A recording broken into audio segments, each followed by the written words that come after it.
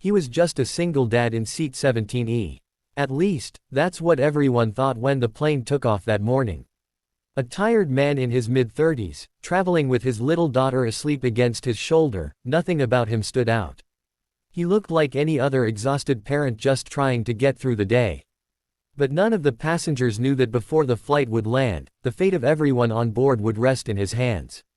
And when the intercom crackled with a trembling voice asking, "Is there any fighter pilot on board?" everything changed.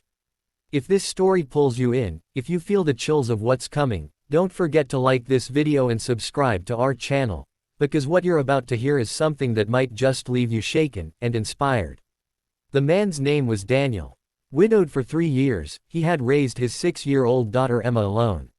She was the reason he woke up every morning, the reason he kept going, even after losing the love of his life to an illness that came too suddenly, too soon. Emma was his world, and this trip was supposed to be just a simple vacation, her first time seeing the ocean. He had promised her seashells and sandcastles. Nothing more, nothing less. But midway through the flight, something went terribly wrong. The captain's voice, usually calm and assured, broke through the intercom in a way no passenger ever wanted to hear. There had been a medical emergency in the cockpit. The co-pilot had collapsed, and the captain himself was struggling. A flight attendant's voice then followed, trembling, almost begging, "If there is any trained pilot on board, please come to the front immediately." The cabin filled with fear. Gasps, murmurs, cries. Mothers held their children tighter. An elderly man clutched his chest. Emma stirred awake, sensing her father's tension. She looked up at him with sleepy, innocent eyes and whispered, "Daddy, what's happening?" Daniel's past was something he never talked about anymore.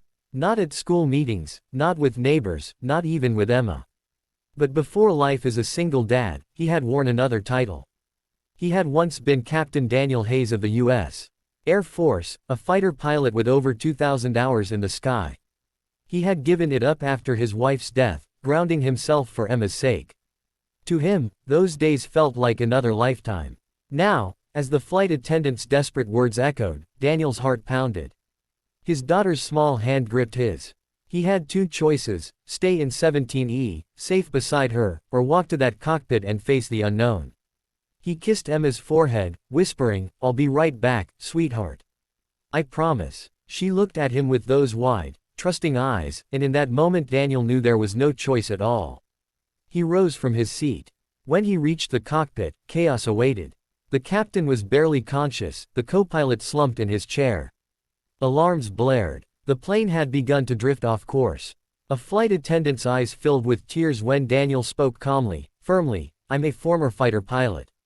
Let me take control." The hours of training, the years of discipline, suddenly it all came back. His hands moved across the controls like they were extensions of himself. But this wasn't a sleek fighter jet, it was a massive commercial airliner, hundreds of lives in his hands. He had to adjust, improvise, trust his instincts. And then came the storm. Black clouds swallowed the sky, turbulence rattled the aircraft violently. Lightning cracked in the distance. Passengers screamed as luggage bins burst open, items crashing down.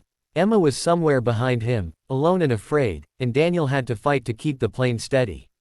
Over the radio, ground control guided him, but every decision came down to him. His palms were slick with sweat, yet his voice stayed calm. "This is 227. I have control." For what felt like endless minutes, he battled fear, wind, and doubt. He remembered his wife's voice, her belief in him, the way she had once told him he was stronger than he knew. He remembered Emma's tiny hand in his, her trust, her need for him. And he refused to fail. When the runway finally came into view, Daniel's breath caught. This was it. The landing gear deployed. The plane shook violently one last time as he brought it down, heart pounding, every nerve alive. Then, with a screech of tires and a roar of engines winding down, the plane touched the ground. Safe. The cabin erupted into sobs, applause, disbelief. Strangers held each other, alive because of him. The flight attendant hugged him, whispering through tears, "You saved us." But the moment that broke him came when Emma ran down the aisle, tears streaking her cheeks. She threw herself into his arms, whispering against his chest, "I knew you'd come back, Daddy. I knew it." Daniel held her tight, tears in his own eyes. He had been just a single dad in 17E. But that day, he became the hero no one expected, and the father his daughter would never forget.